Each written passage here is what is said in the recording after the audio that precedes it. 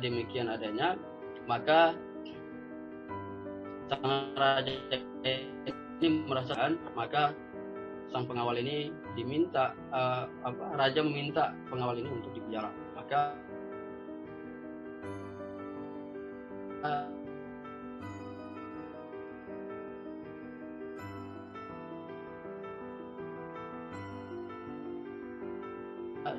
begitu sampai ke hutan, ternyata ketemu dengan pasukan yang kanibal, yang hobinya adalah memakan manusia. Rombongan raja ini ditangkap pasukan kanibal. Lalu begitu ditangkap, maka mereka diikat. Lalu pasukan ini melakukan sebuah tradisi untuk melakukan pesta mereka. Sebelum mereka melakukan pesta, mereka mengecek satu persatu dari tubuh para yang sudah ditawan ini sebelum mereka melakukan pesta. Begitu dicek pada jarinya sang raja, lalu jadi kelihatan jarinya itu putus gitu. Lalu apa yang terjadi? Begitu melihat ada cacat di tubuh manusia yang ingin dijadikan untuk pesta ini, maka sang raja ini dilepas, sehingga raja ini kembali ke istananya. Lalu pengawal yang tidak ada cacat di tubuhnya, maka itu dilakukan sebagai pesta bagi mereka untuk menikmati tubuh-tubuh sang pengawal. Lalu raja pulang, sehingga ketemu lagi ke pengawal bahwa apa yang terjadi itu adalah sesuatu yang biasa. Bapak Ibu yang berbahagia, saya mencoba mengambil titik hikmah dari sini adalah apapun yang kita hadapi, apapun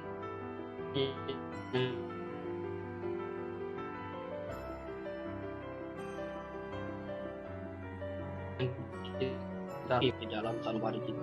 Tadi kembali ke sang raja dan pengawalnya. Sang pengawalnya selalu mengatakan, begitu juga dimasukkan ke dalam penjara. Pengawal mengatakan, alhamdulillah, pertanda baik insya Allah. Coba kita bayangkan sang pengawal kalau terus dibawa, apa yang terjadi? Maka sang pengawal ini menjadi korban dari kanibal itu, dan sang raja itu akan selamat. Ini mudah-mudahan Bapak Ibu kita bisa mengambil ibrahnya, mengambil pelajaran dari Alkisah ini, sehingga bisa sesuatu yang makna bagus bagi kita semua. Bapak Ibu yang berbahagia,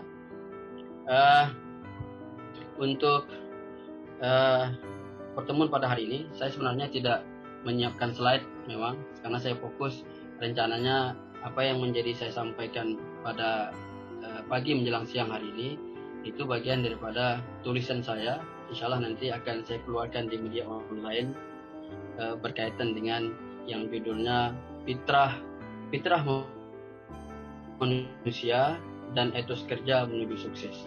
Jadi tentu tidak panjang lebar saya menyampaikan untuk menjadi bahan pertemuan pada hari ini. Bapak Ibu yang berbahagia, dalam bahasa Al-Quran itu bahwa kembali kepada sesuatu yang murni, kembali kepada sesuatu yang suci. Jadi konteksnya adalah pada bulan Syawal ini kita berharap setelah ditarbiyah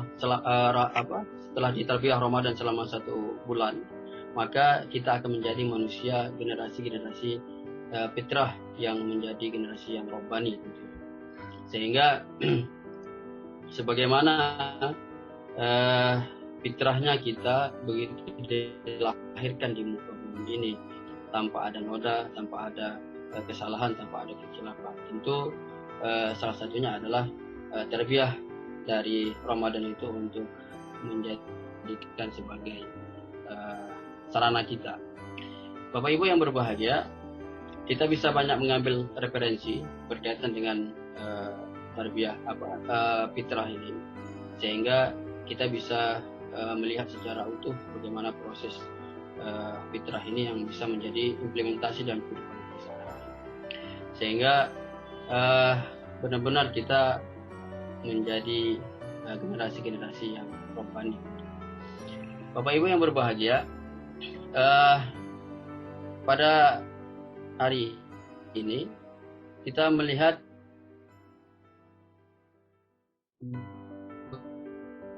begitu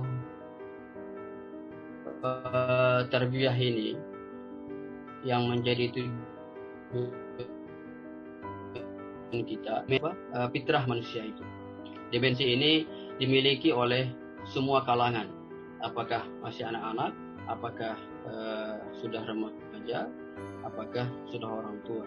Tetap ini fitrah dimensi ini itu melekat di dalam pribadi kita masing-masing.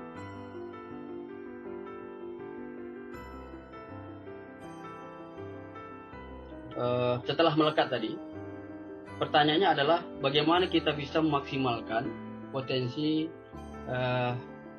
yang ada di dalam pribadi kita masing-masing. Jadi ada 3 dimensi fitrah manusia itu. Yang pertama adalah jasadiah. Oleh karena itu kita bersyukur kepada Allah pada saat ini, walaupun suasana yang cukup sebagian orang tanda petik mengkhawatirkan dengan kondisi wabah COVID-19 ini, tetapi bagi kita itu bukan sesuatu yang mencemaskan, mengkhawatirkan. Jikalau kita bisa menjaga potensi jasadiah kita atau dimensi fitrah manusia tadi itu bisa berjalan dengan baik. Banyak hal yang harus kita lakukan untuk menjaga potensi berkaitan dengan hal-hal yang penting. Jadi bagaimana menjaga imunitas tubuh kita dengan menggunakan konsumsi 4 sehat yang sempurna. Itu yang pertama.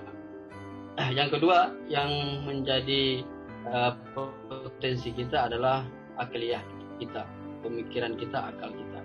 Oleh karena itu, seorang dosen, seorang karyawan sekalipun dan siapapun, maka akal ini harus dijaga potensinya dengan belajar terus belajar. Jadi tidak boleh kena henti. Selanjutnya adalah berkaitan dengan potensi yang ketiga, yaitu adalah ruhiyah kita. Bagaimana pendekatan kita kepada Allah Subhanahu wa taala dengan tarbiyah Ramadan kemarin itu bagian daripada pendekatan kita, potensi kita kepada Allah. Karena kamu melakukan sesuatu yang tidak dimiliki oleh ruhiyah kita. Jikalau kita amaliyah kita bagus, sesuatu kebaikan yang kita kerjakan bagus, maka yang akal dan jasadiah ini itu di luar kemampuan kita. Oleh karena itu, makanya kita terus mensupport di bulan Syawal ini bagaimana amal-amal Ramadan itu terus kita. Mungkin itu Bapak Ibu yang berbahagia yang dapat saya sampaikan. Mohon maaf apabila ada kurang tepat pada tempatnya dalam penyampaian, dan mudah-mudahan bisa terjaga silaturahmi kita dan kita sehat selalu. Dan saya sekeluarga mohon maaf lahir dan batin, mudah-mudahan kita di awal semester nanti kembali bertemu seperti biasa untuk beraktivitas di kampus. Demikian dari saya, sekali lagi mohon maaf. Assalamualaikum warahmatullahi wabarakatuh. Waalaikumsalam warahmatullahi wabarakatuh. Alhamdulillah, sekarang jazakallah Pak Ayus. Semoga bisa kita ambil hikmah dari apa yang disampaikan Pak Ayus tadi.